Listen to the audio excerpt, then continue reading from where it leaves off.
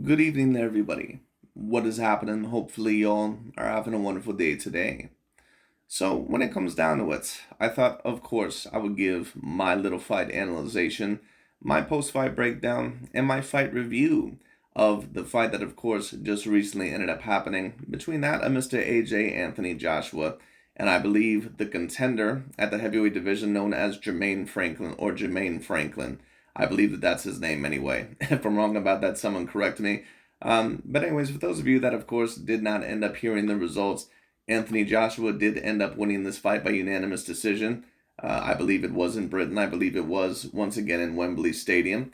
And Anthony Joshua, of course, was trying to get back in the winner's circle. He was trying to get back in the winner's corner. Of course, this was not for a title or anything like that, but it was very important for Anthony Joshua's career because, of course, he had suffered two losses in a row now to a superior boxer and a superior fighter. Of course, the Ukrainian known as Alexander Usyk, who many would debate, including myself right now, is probably the number one pound for pound fighter, at least debatably. Debatably. There's a multitude of fighters that could be debated there, but Usyk might right now have the best case, just in terms of him being undefeated and his skill set and him being so dominant and that win over AJ. But anyway, this was going to be a very interesting fight for a multitude of reasons. Not only had Anthony Joshua been coming off of a couple of losses, and we were going to see at what point he was really in his career, but on top of that, there also was another coach change. I don't believe that he was any longer with Mr. Robert Garcia like he was in that rematch against Alexander Usyk. He was with Mr. Derek James, who is the same trainer, I believe, for Errol Spence Jr. and a multitude of other American fighters, especially Black American fighters.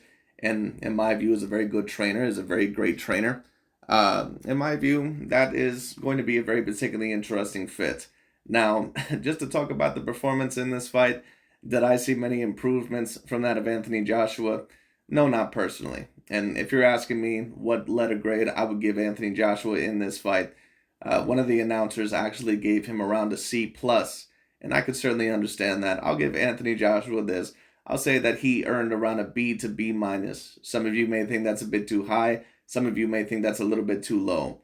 What I'll say is this: for a fighter on Anthony Joshua's level, or at least that used to be looked at as the main icon of English boxing, for the better part of several years when it came down to it. For him to lose two fights in a row and for him to change corners and for him to at least win this fight, that's still a big win in Anthony Joshua's book. Now, understandably, in my view, it was not the greatest of performances, but it's a start. Once again, did I see very many changes in that of Anthony Joshua's style? No, not really. Now, that could take a little bit more time. We never know exactly what is going to happen. And let me also state this. This is exactly why Deontay Wilder, after the Tyson Fury fight, this is exactly why he should have waited a little bit before going into that trilogy fight. Now, of course, some people may say, well, who are you to say that? Deontay Wilder's his own man. He can make his own decisions, and he certainly can, but that decision ended up getting him his ass kicked and pretty much falling asleep into a coma on the floor in the third fight. Because as you can see, even when a fighter changes coaches, and it's after months after they suffered that loss, they're still very much usually the same fighter. Because if a fighter is ever going to change their ways, if they're ever going to improve as a fighter, especially with a new great trainer, they really have to have a multitude of fights to really try and practice that. Kind of like what Lennox Lewis did, I believe, with Manny Stewart, or what, a couple of other fighters did with other trainers. Now, of course, there are certain fighters that can improve with one fight, kind of like how Tyson Fury did with that of Sugar Hill Stewart, I believe. But Tyson Fury always had good boxing fundamentals. He just needed to sharpen up on some things. Anthony Joshua is another one of these guys to where he does have a certain amount of flaws. In my opinion, his head doesn't move off the center line too well. He does need to move his head a little bit more. Sometimes his chin is a little bit too high up in the air. Sometimes his feet can be too slow. He is a little bit too flat-footed. He is known to have stamina issues. And on top of that, he doesn't have the greatest of chins. And I'm sure there's certain other things that I could probably point out as well. But Anthony Joshua, he still showed a lot of those same faults. Now, the question is that will Anthony Joshua improve moving forward? Well, let's see what happens. Like I said, because it's very hard to see how much a fighter truly will improve. Because when you have a fighter like that of an Anthony Joshua, or when you have a fighter that's been trained for years upon years upon years, and then all of a sudden they're really trying to change their style within their mid 30s, or even in their 20s. A lot of the times it's not very successful, because they pretty much are used to that system. They pretty much are used to something working for them. And even if they try to break old certain bad habits, it's still a habit to them. And they've been doing it for years upon years upon years upon years. It's almost kind of like if you go to the dog pound, and there's a lot of different types of dogs that you can get there, but training a fighter and trying to teach him how to be different and trying to fight in a different type of style. And I don't think Derek James is really trying to get him to fight in a different type of style necessarily, but even trying to teach a quote unquote old dog new tricks, it's very hard, because it's almost like going to the dog pound, and trying to make that one bad dog that was abused and maybe used to be a fighting dog, and trying to make him into a lovable family dog. A lot of the times it just isn't successful, because it's just way too late for the dog. A lot of the times, just to use that analogy, if you take a dog, or if you take a cat, and if you don't train them socially, if you don't have them around humans, a lot of the times they can be a little bit nippy, or they can be antisocial, or they can have high levels of anxiety if you don't train them to be around people, and if you don't handle them, within the first few weeks or the first few months of them being puppies or kittens. Well, that grows up into adulthood, or if they're abused when they're younger, if they were trained to be fighting dogs, a lot of the times that represents itself when they get a little bit older. It's very similar with fighters. Fighters, once again, just to use the analogy, just to try to make it make a bit more sense, when they're trained a certain way, it's very hard to break them out of that mold, especially when they're older. And the only way to really break that dog or that cat, out of that mold, out of that certain behavior, is really to try to get someone like a Cesar Millan, because that's really the only way you're really going to have a chance in order to improve that person's behaviors and, that cat or that dog's faults, excuse me. It's really the same thing here. The only chance that Anthony Joshua really has in order to improve upon his faults and his weaknesses is to get an expert training in behaviors and training in that of skill sets. In this circumstances, of course, the skill set and maybe certain behaviors in that of the boxing ring as well. Maybe to change his mindset. And Anthony Joshua, it appears, does sometimes have a little bit of an issue in terms to overthink, and sometimes does have a little bit of a confidence issue. Derek James is going to have to try and train him to get a little bit past that. Sometimes he's going to have to try to train Anthony Joshua to really up his level of confidence, because in this fight, in my view, Anthony Joshua, he still showed a lot of the same faults that he did, especially against those shorter level of fighters. And, shorter level of fighters, excuse me. When I say that, I mean shorter fighters, like that of Andrew Ruiz, Joseph Parker, those type of fighters. And Anthony Joshua has always had problems with those fighters, because Anthony Joshua is not the greatest on the inside. It isn't necessarily that he doesn't have any inside game. He can throw on the inside, but because he doesn't necessarily have the greatest of chins, and on top of that, he can also have a little bit of stamina issues. He's really afraid when certain shorter fighters with shorter reaches get on the inside, because he knows that he's not going to have the advantage there. So instead of sometimes being able to counter on the inside very well, kind of like what a David Benavidez would be able to do to you if you dared to go on the inside with him or try to tie him up, all Anthony Joshua really did in this fight was tie him up, because he had almost no confidence in his inside game ability.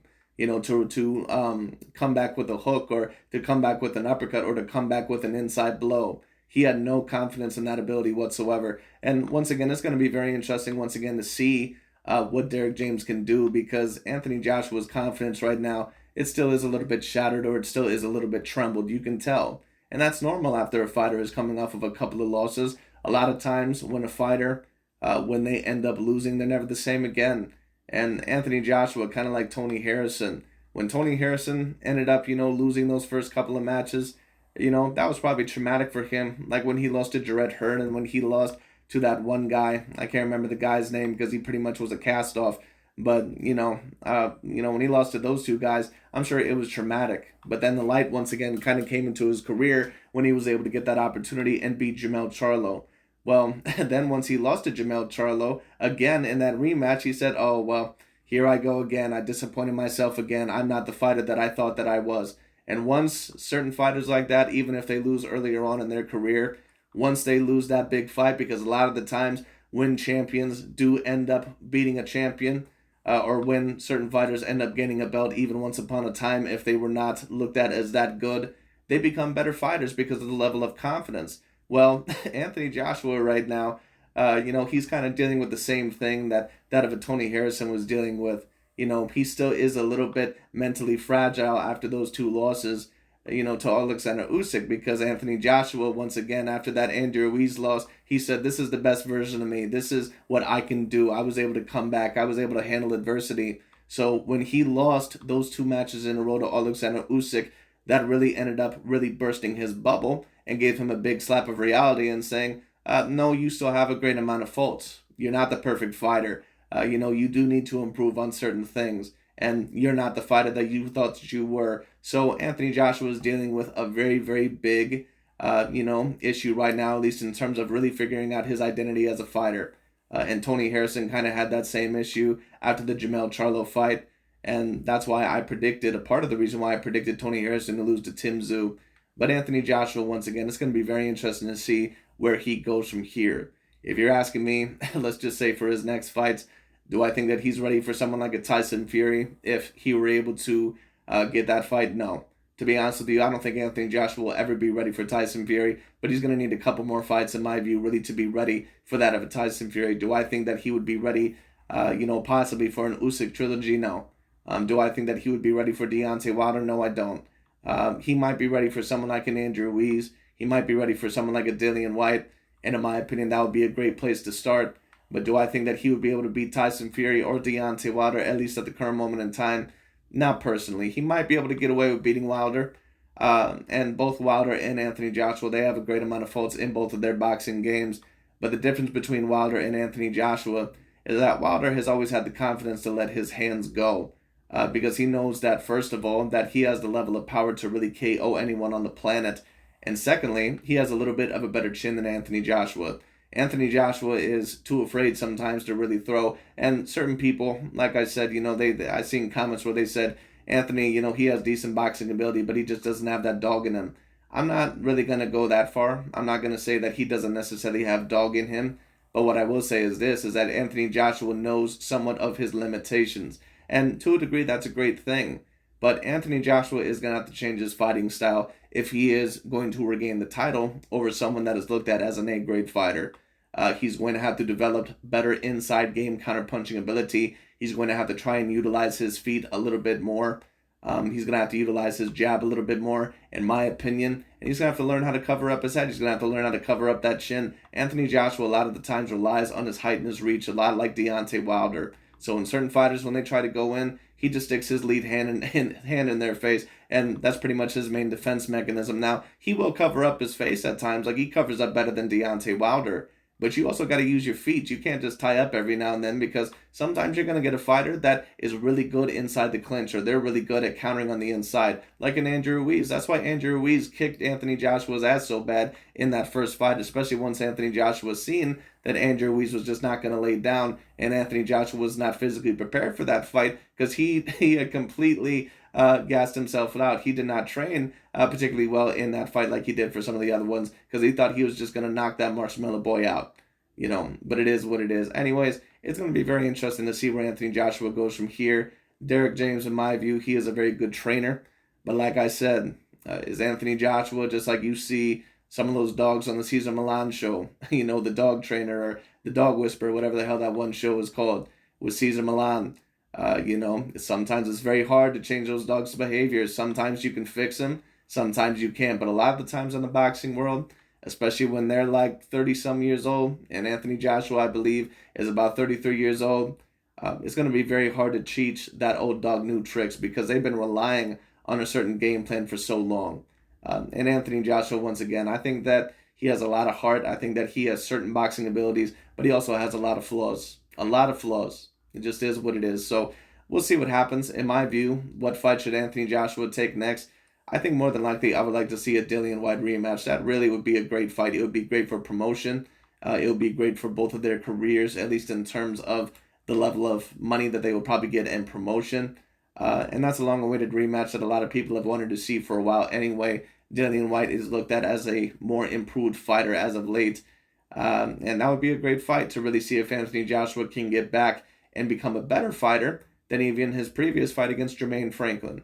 And Jermaine Franklin, in my view, he did an okay job in certain rounds, but When you're fighting a guy like Anthony Joshua, like I said, Anthony Joshua is a guy that's 6'6" with an 80-something inch reach. If you're a shorter guy like that, you have to really try to get on the inside with Anthony Joshua, tap his chin early, really hit him with the jab, get him to know that you can hit him early on, kind of like Usyk and Andrew Ruiz did. And you really have to make him very uncomfortable. You can't just try to outbox him from the outside. That's not going to work, especially if you're the shorter guy. And that's what Usyk knew how to do. He knew how to get on the inside, but then get outside in the range or get out of the range when he needed to, just to not sit there and lay there for Anthony Joshua's counters. So that's why Usyk was really the perfect type of style in the first place to actually beat someone like an Anthony Joshua. But the majority of these smaller guys in the heavyweight division, like Joseph Parker and Andrew Ruiz, and Jermaine Franklin, those guys, they don't have that level of intellect, nor boxing IQ, nor boxing skill like an Alexander Usyk. So AJ is going to be able to defeat the majority of those guys. But the question will be, will AJ later on actually even have a chance against someone like a Fury or a Wilder or some of those other fighters? We'll see what happens. We'll see. But personally, once again, the next fight that I'd love to see AJ in is a Dillian White fight. I think that'd be a fantastic fight. Maybe he'll take another tune-up fight. I'm not necessarily sure. But either way, we'll see what ends up happening with Anthony Joshua. I wish the best for him. He seems like a pleasant guy. But we'll see what ends up happening. It's going to be very, very interesting. But like I said, we'll see if that old dog can learn new tricks. It was an okay performance by Anthony Joshua, in my opinion. I'd probably give him a B minus, maybe a B when you can't come into the context of he had completely changed trainers, and of course he's coming off of 2 devastating losses for his career. So I give him around a B. It certainly wasn't an A-grade performance, but I'll give him a B. He still clearly won the fight, but I am going to need to see better from that of Anthony Joshua. And like I said, a lot of people they take a look at Anthony Joshua and they're like, oh, well, Anthony Joshua, he just needs to get in there and he needs to try to fight with those guys. He needs to be like David Benavidez or some of these other guys. He really needs to try, and rough him up like George Foreman. That's not going to happen. And the reason why that's not going to happen is because Anthony Joshua, first of all, he doesn't really fight that type of style. He's always been trained to be a little bit more of a boxer, and that's a good thing to a degree. But Anthony Joshua is not the boxer of what a Usyk or what a Tyson Fury is. He doesn't have their feet. He doesn't have their chin. He doesn't have their boxing intellect. It just is what it is. He doesn't have their stamina. So people can say, oh, well, he needs to be a David Benavidez. He needs to be this guy that tries to rough up these fighters. I agree to a degree, but in order to do that, Anthony Joshua is going to have to improve his foot movement, and he's also going to have to improve his defense. He's going to have to keep his hands up a lot of the times throughout the fight, use his jab a little bit more, and cut off the ring a little bit better, and certainly utilize his feet. But I don't think he has elite enough feet, and I don't think he has elite enough of a chin to really have confidence in that ability to really break down a fighter like that unless he full-on believes that they're really no threat whatsoever. You have to know the fighter's limitations, and I think Anthony Joshua realizes that, at least at the current moment in time, that that's not really the type of style that he can fight in. So Anthony Joshua, he doesn't have the mindset like a George Foreman, partially because that's just not his type of style, and secondly, because he realizes that he doesn't really have the chin of those guys. And a lot of those bully fighters that like to bully around guys or that can pressure people like that, like David Benavidez, Margarito, all those guys, one thing they usually always had in common was they had usually one hell of a chin, or they could take a multitude of your strikes. And Anthony Joshua, I actually don't think he has as bad of a chin as what many people say, but it certainly is not A grade. So we'll see what happens. But anyways, that's pretty much about it for my analyzation. We'll see what happens. It was an okay performance by Anthony Joshua, but we'll see. We'll see what ends up happening. But anyways, that's really about it for today. Thank you so much for watching. I'll talk to you all later.